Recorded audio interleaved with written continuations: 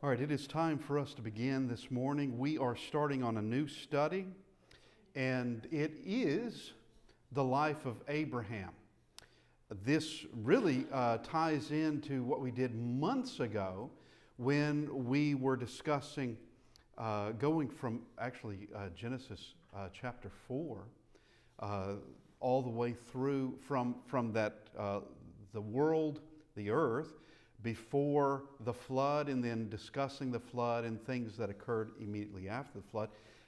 We did that discussion, we were doing that back in the fall, and going through all the events of the flood and then the evidence that's found all over the world of a worldwide flood, and that everyone, or at least even atheists and who call themselves scientists, will agree that there is evidence of water having been in some very high altitudes, some very high elevation in this world. And it is obvious when you find just that of the Valley of Wales, the Valley of the Whales in the Sahara Desert, that obviously the Sahara Desert was underwater at one time.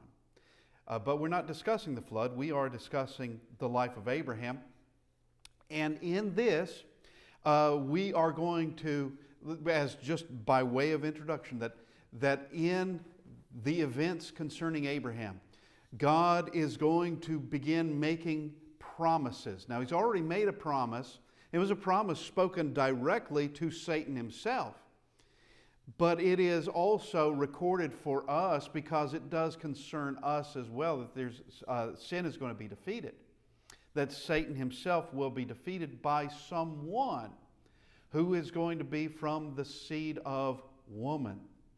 All right, so someone down the line is going to give birth to a person, and we know this is going to be the Messiah, but that, exactly when is that going to happen? Well, Genesis chapter 3 and verse 15 doesn't tell us when it's going to happen. But we get to the life of Abram, or Abraham, and we see where God is going to continue to make promises. And He is going to begin to separate Abram and Sarai, who will later be known as Abraham and Sarah. Separate them, and a nation is going to be, their descendants are going to be a nation. They're actually going to be many nations. But there is one of those nations. He's going to make a separation here, beginning providentially. He is separating out this family that is going to become Israel. In time, will become Israel. Now, it's going to take hundreds of years for that to happen. And it's got to start somewhere. And it's starting with Abram, or Abraham, and Sarai, or Sarah. Now, we see in the life of Abraham something very, very important, because there are people who get the wrong idea concerning the Bible. They're getting it from popular culture, they're getting it from the false teaching, false ideas, that somehow the people of the Bible are made out of marble, or made out of something other than what we're made out of, and that they are entirely perfect people. And the Bible does not display people that way. If someone is perfect, it will describe them that way, such as Jesus, God in the flesh. But as for the rest of us, we have imperfections. And we see where Abraham and Sarah, they are righteous people. They're not the only ones that we're going to be discussing in this, but there are righteous people, and they do make mistakes. They do make bad decisions. They didn't do right. And the Bible does show this. That sometimes you have good people that, for whatever reason, they think themselves as desperate, or they think that they're going to be helping God, that they're going to bring out the plans of God, and at least in this case, and they're going to make mistakes and also involved in this, in Abraham and Sarah, are going to be things that occur that's going to affect us to this very day in multiple ways. Yes, there's a separation of a people, of where there's going to be Israel, and from Israel there's going to be the Messiah or the Christ. Two different words from two different languages. Under Hebrew you have the word Messiah. Under Koine Greek you have the word Christ. Both of them mean the same thing, the anointed. And this is the anointed of Jehovah, the anointed of God. But there are other things that are going to transpire in the life of Abraham and Sarah that also affect us this day and make the news almost all the time. And it is from their descendants. And I don't mean just Israel. I don't mean just Israel. I mean that of his other descendants as well, that come as direct descendants from Ishmael, that makes the news almost every day, if not every day. Still to this day, we have things that began in the life of Abraham and Sarah that continue on to this very day. And so this is not a small study, and we have said this on numerous occasions, that the Bible seems to show itself to be historically accurate, or we might also say according to reality. That the things that we find in the Bible are not just stories that sound good, that they are bits of fiction, and maybe there's some kind of lesson that we can learn in there, some sort of allegory, some sort of weird thing that we can twist and turn and make a lesson out of. It's not that at all.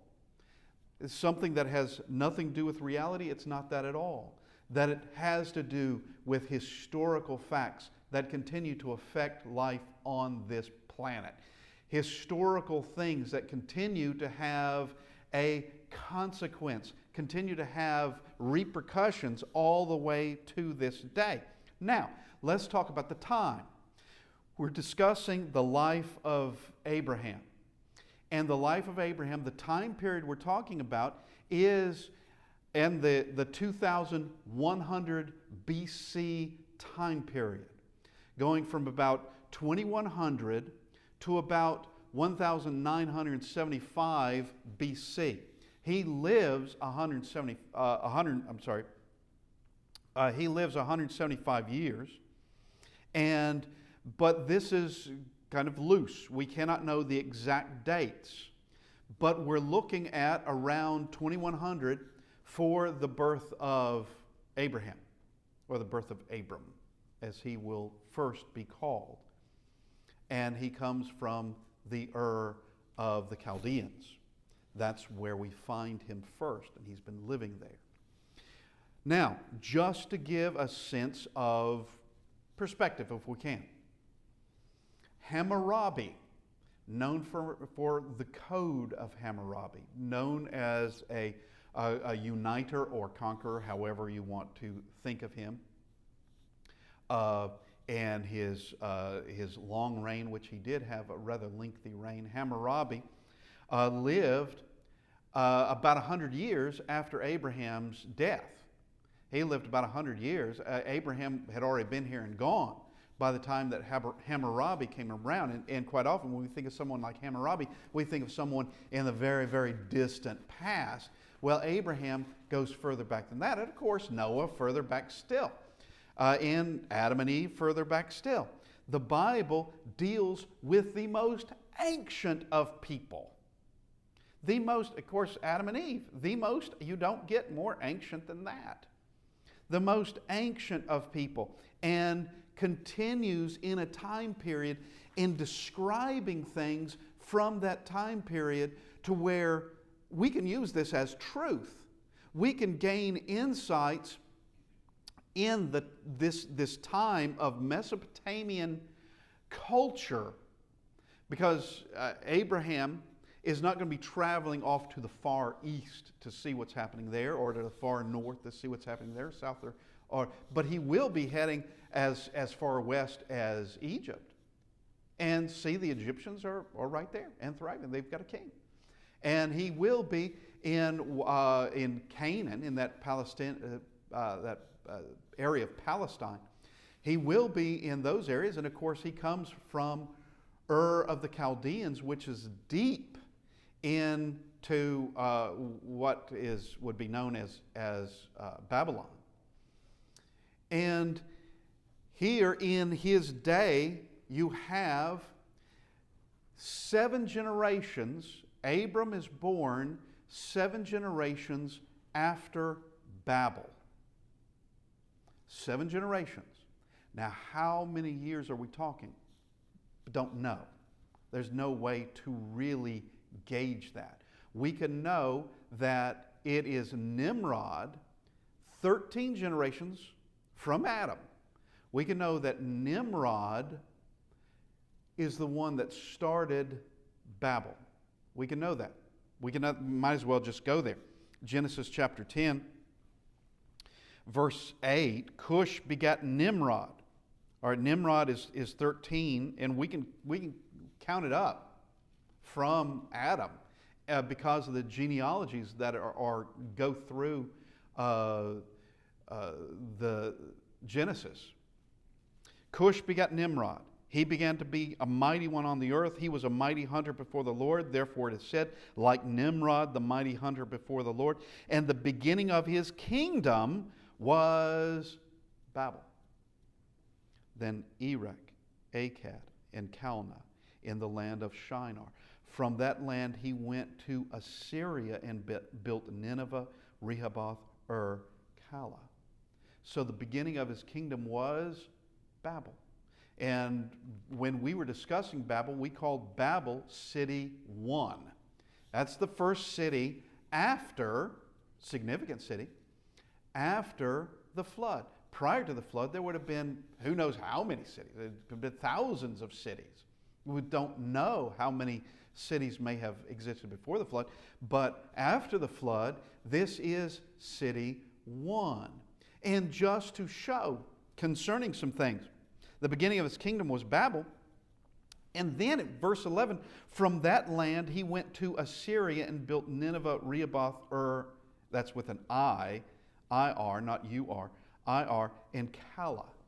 Now, what was the deal? Why did he leave his first kingdom? Why did he leave? The beginning of his kingdom was Babel. Why did he leave there? Well, all we have to do is go to the next chapter, chapter 11, and we find out what happened at Babel. Chapter 10 tells us things that are going to occur actually through centuries of various peoples going to various areas of the earth, and we have these ancient names of nations. These ancient names of nations, of people that left out of Babel, going and spreading across the world.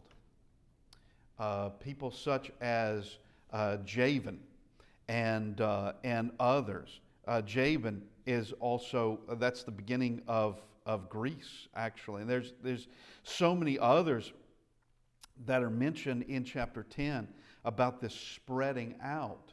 But Nimrod didn't stay in Babel. He left with everybody else. But he begins another one.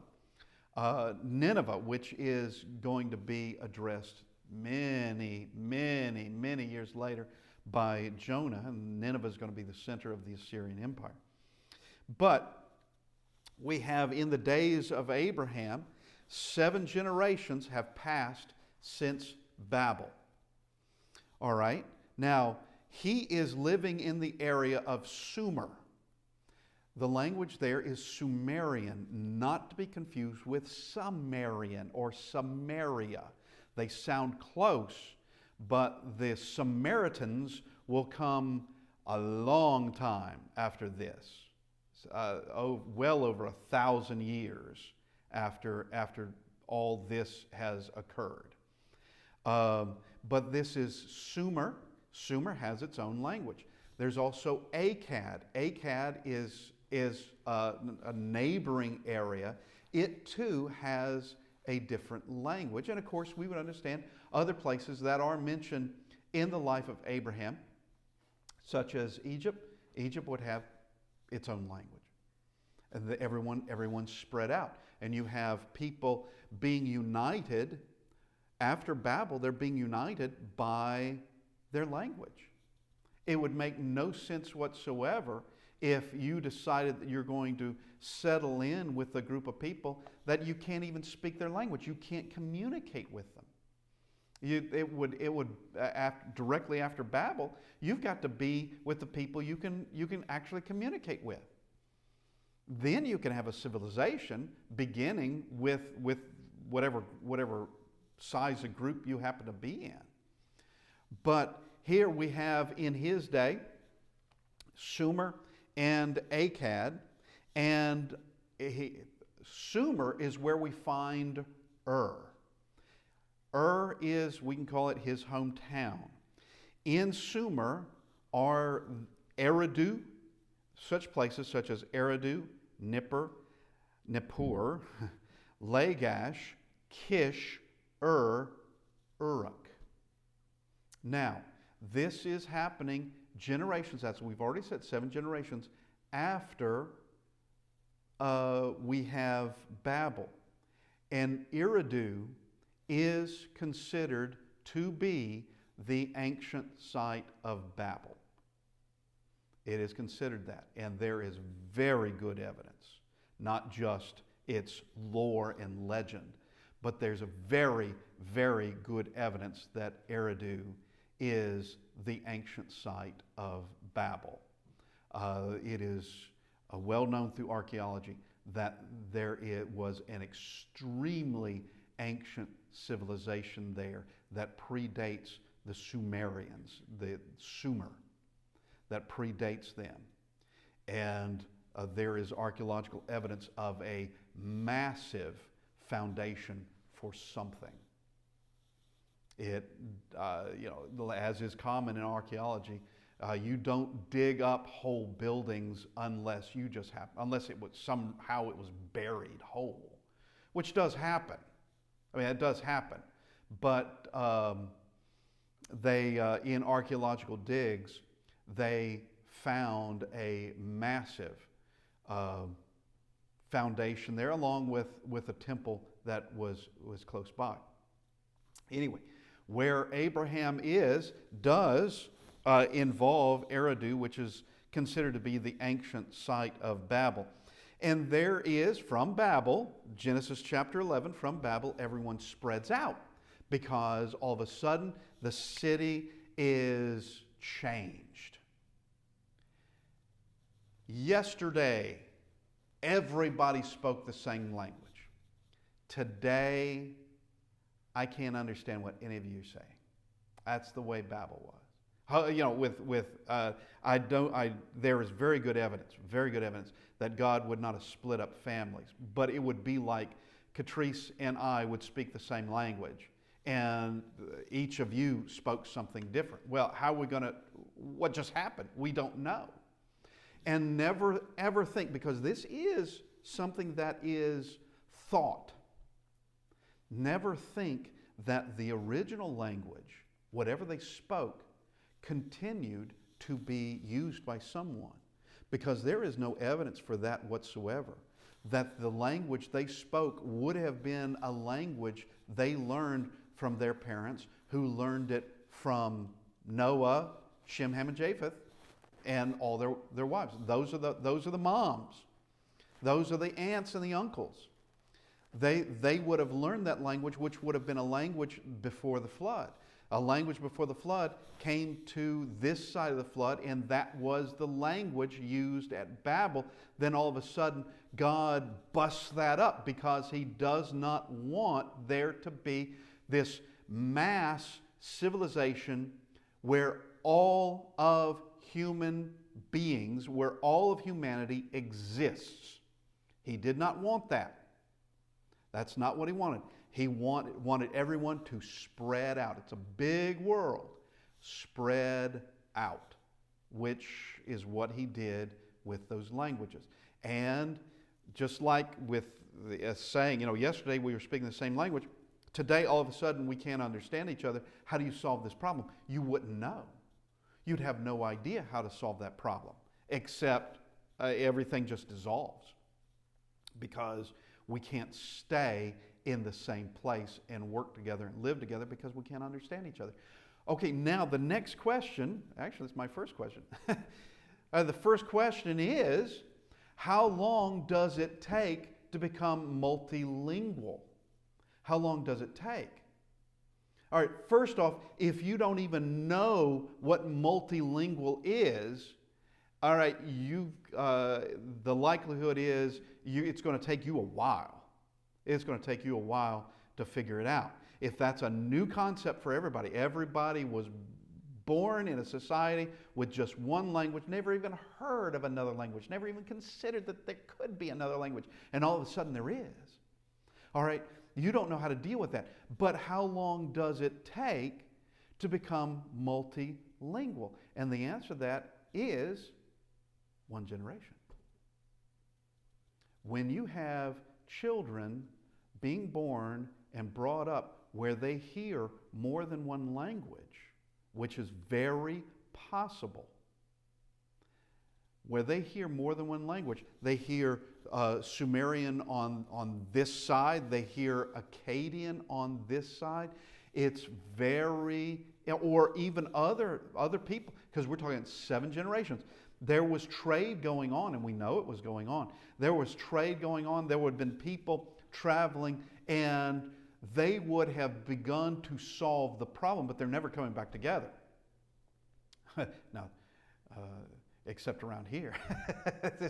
We got a lot of folks that speak a lot of different languages, but they're never coming back together. They're not going to do it. So in a matter of a generation, you can have young children. They are hearing, and they can learn languages a lot faster than we can. They're hearing these various languages, and they are being able to express themselves in those languages. They're being able to do these things. They're being able to do things that those coming directly out of Babel could not have done. They can do it. Why am I even bringing this up? Because we're going to see people of different nations in the life of Abraham are communicating. Abraham is able to go to Egypt and they're having conversations. Either he knew Egyptian or they knew his language. Somebody did. They're able to communicate. And he's traveling through what's known as the Levant, or we can call it Palestine, or Canaan. He's traveling through there, and they're communicating there. They had different languages. And we know this. We know it for a fact.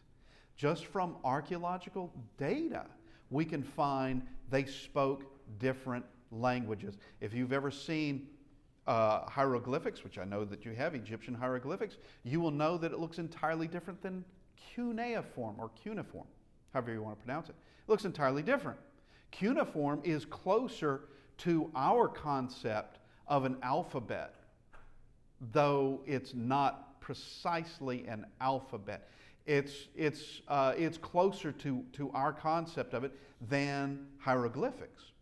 Hieroglyphics are very strange, and that to me takes a lot more effort than something like cuneiform would take. But you can tell right there that these you can't communicate here by the writing, because the writing is way too different unless you're brought up in where you hear Egyptian and you see Egyptian and you hear Sumerian. And even among those who wrote in cuneiform, they had different languages even there. That it was a system of writing that was adopted by others and used in their particular language. But here, Hagar is Egyptian. Well, that's Sarai's handmaid. She's able to communicate with them. We have, of course, Abraham and Sarah traveling to different places. But let's talk about Ur for a moment. That's where they're coming from. Ur.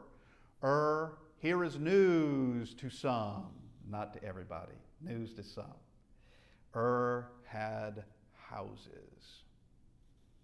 Okay, they had buildings.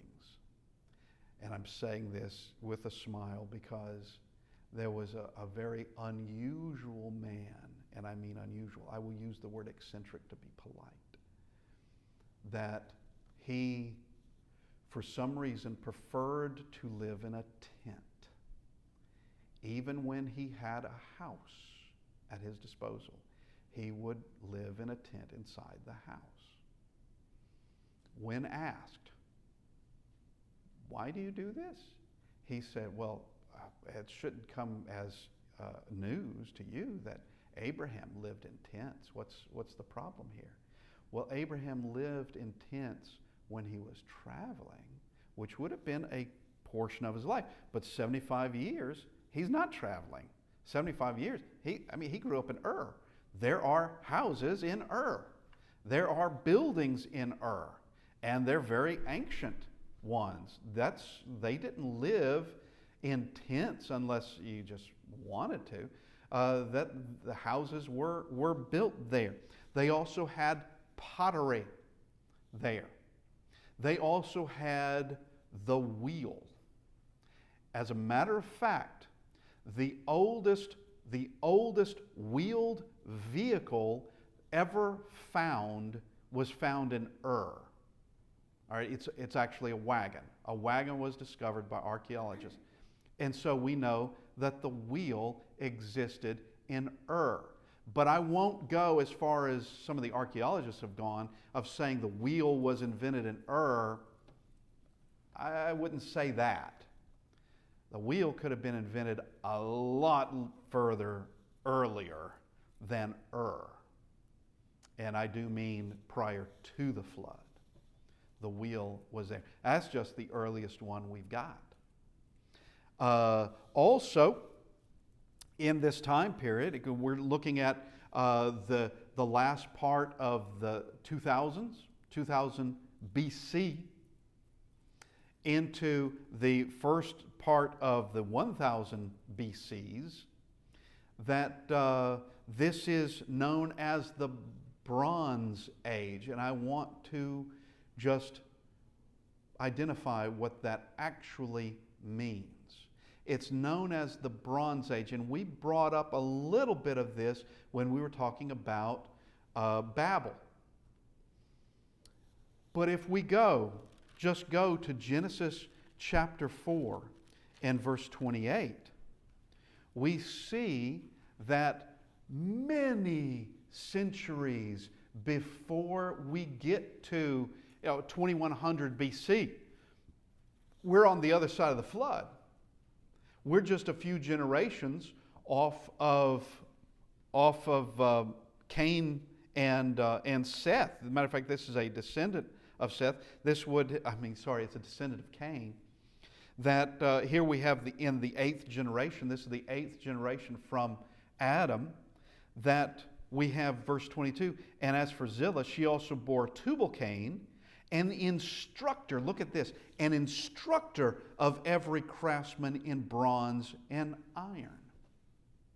So all the way back then, 8th generation from Adam, you had a teacher. Not only does he know how to do it, he's also instructing others how to do it. Craftsmen in what? Bronze and iron. So they are creating bronze objects and iron objects centuries before we get to the time of Babel. Centuries before we get to the flood itself. They are building bronze things, crafting bronze things, and iron things. Now, we have to ask the question, why then is it called the Bronze Age? And the time that Abraham lives, that is well within the Bronze Age. Why is it called that? Because we can get it in our thinking, and it would be a flawed way of thinking. We can get it in our thinking that, oh yeah, they only knew how to make things in bronze. That's the best they could do. was to make things in bronze, but that's not true. They made a lot of things in bronze. And what is bronze? Bronze is a mixture of copper and tin. And so I have found out most recently there can be other forms of bronze that are copper and another substance. And believe it or not, one of the substances, and it sounds like this would be an insane thing to do, is copper and arsenic can actually mix to create a different form of bronze. All right, I think it's usually called arsenic bronze. Why you would want to do that, I have the foggiest idea.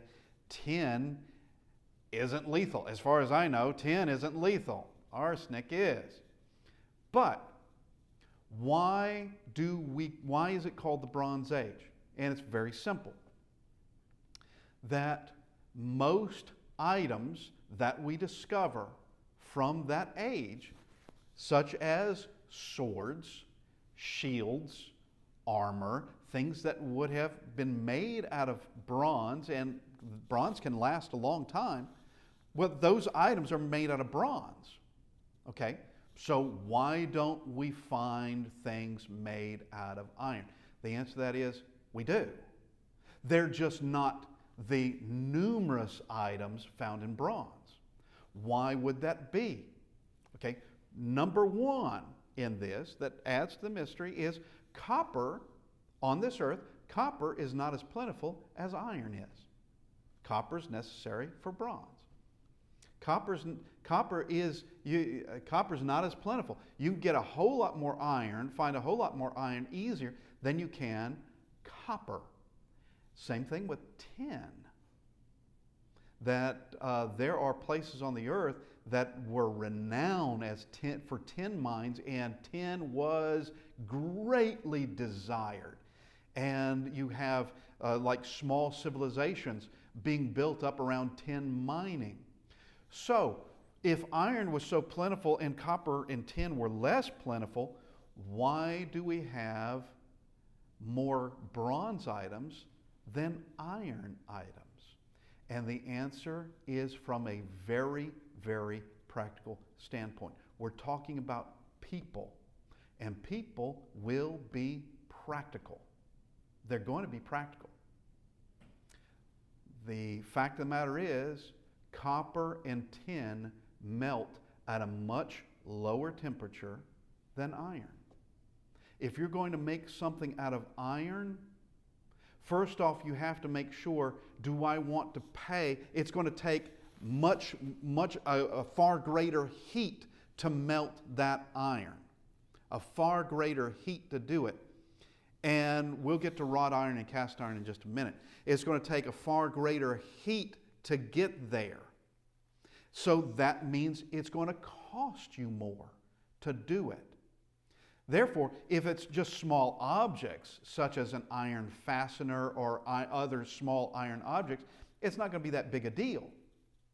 You could do it. But if you're going to outfit an army, no. That's going to cost you too much. Way too much. Bronze shields, or even wooden shields for that matter. Bronze shields, bronze swords, that's going to be cheaper to make in the long run than having to deal with iron. Now let's talk about wrought iron versus cast iron, because we need to discuss that too in this whole discussion. Wrought iron is where you have a hunk of iron, okay, and you're not taking it to its melting point because that's too hot for you. You don't have the furnace to do it. So you get it glowing hot, and then you begin to pound it. Now, in the pounding process, it does get purified somewhat, and you can shape things somewhat. You can shape it. It's not going to be terribly intricate work for doing that, but you can shape things. You could shape basic sword. You could do that, but as far as purifying that iron, there's still considerable amount of impurities in that iron. Though you've gotten rid of some of it through a heating up process, you still have a lot of impurities in it. But cast iron, or with cast iron, that means you've taken it to its molten form. It can be poured into a cast. When it's in a molten form, you can then purify it a lot more. You can skim off all the dross, you can get off all the impurities, and then pour it into your cast, and your cast can be as intricate as you want to make it to be. As whatever your creativity is, you make that thing and pour it in there, and then the iron hardens, and you've got this thing, whatever it is. But it costs a whole lot more than something like bronze does. And actually, bronze, once you have a combination of copper and tin, bronze has a lower melting point than does copper itself. It's now an alloy, and it has a lower point for bringing it into a molten, making it into a molten substance. Now, let's talk about the people in the life of Abraham. We've talked about the things that could be found in Ur, and part of the technology that is in Ur: pottery, wheel, bronze. We already know that bronze was there, but also iron would also be something that could be done. But the people involved is Abraham, also referred to as Abram. Abram is his given name. And by the way, in Ur, archaeologists have uncovered a lot of records in Ur. They're in cuneiform. A lot of records have been discovered in Ur. And the name Abram did exist in Ur. Now, is that the Abram? There's no way to know that. But the fact is, that name did exist then and there. The Bible got it right. Took centuries to find that little fact, but the Bible got it right again. Now, Abram is going to live 175 years old. Sarai, or Sarah, her lifespan's not going to be as long. That is his wife. We have his nephew Lot. He is part of this. He is also a righteous man, but made a terrible mistake concerning for his own life and for his family. We have Hagar. She's the Egyptian handmaiden for Sarah. We have Ishmael, who is the son of Hagar and Abraham. We have, briefly and mentioned only once, but very significant, Melchizedek is going to be found here in this time period. And Abraham not only meets him, as recorded for us, chapter 14, but he knows who he is. He knows who Melchizedek is. Even though we haven't been introduced to him, Abram knows precisely who Melchizedek is. Now, places involved in this are going to be places in Mesopotamia and then going as far as Egypt. Mesopotamia over into what we refer to as the Near East, or with the Palestine area, off into Egypt itself. And some of the places we've already mentioned: Ur the Chaldees, Hebron is going to be mentioned, Egypt obviously going to be mentioned, Sodom and Gomorrah and those other cities, three other cities, Admah, Zeboam, Zoar. Those are significant in the events that occur with Abraham and of Lot. And we also have of God blessing Abraham. Now, let's begin. Let's begin in chapter 11. So Genesis chapter 11. And we want to begin in verse 10. This is genealogy. And we are beginning with, this is the genealogy of Shem. What is a Semite? or what is an anti-Semite. Now today, current usage, someone who is a Semite is Jewish. Someone who is anti-Semite or anti-Semitic hates the Jews. But that's just current usage. Semite is just where it's been changed from Shemite. A Shemite is a direct descendant of Shem. Shem had more descendants than the Jews. So actually, technically, a Shemite would be the entire Arabic world, are Shemites. And they wouldn't deny that they have a direct association with Abraham and then on to Shem. They wouldn't deny that. Matter of fact, they're quite proud of that fact. But we have the genealogy of Shem, which comes to our day under Semites or Semitic. This is the genealogy of Shem. Shem was 100 years old and begot Arphaxad 2 years after the flood. So this is the first one of Shem to be born after the flood. After he begot Arphaxad, Shem lived 500 years and begot sons and daughters. Arphaxad lived 35 years and begot Salah. After he begot Salah, Arphaxad lived 403 years and begot sons and daughters. So we still have long lifespans after the flood, but they are considerably diminished from the lifespans before the flood. Those that were born this side of the flood, longer lifespans than we experience. And when we get to Abraham, Abraham's only 175 years old, which is fantastic for us in our way of thinking, but for someone like Noah, Noah would have considered himself a very young man at 175 years old. He would have considered him, he didn't even have children at 175 years old, Noah. But verse 14, Salah lived 30 years and begot Eber. After he begot Eber, Salah lived 403 years and begot sons and daughters. Eber lived 34 years and begot Peleg.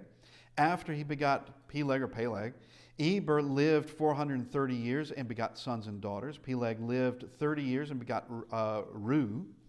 After he begot Reu, Peleg lived 209 years and begot sons and daughters. After Reu lived 32 years and begot Serug. After he begot Serug, Reu lived 207 years and begot sons and daughters. Serug lived 30 years and begot Nahor. After he begot Nahor, Serug lived 200 years and begot sons and daughters. Nahor lived 29 years and begot Terah.